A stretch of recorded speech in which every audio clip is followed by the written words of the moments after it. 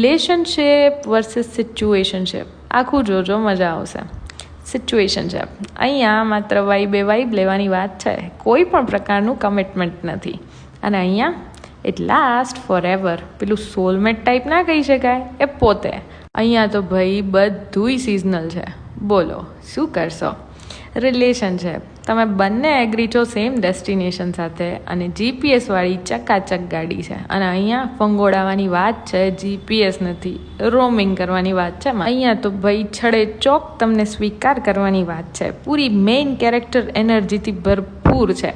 અને અહીંયા 4K video છે, રિયાલિટી ખબર નથી. પેલો શબ્દ છે ને ડેલુલુ, બસ એક પ્રકારનું ડિલ્યુઝન છે, ગેસિંગ છે. અને અહીંયા માત્ર ને માત્ર ગ્લોઈંગ છે.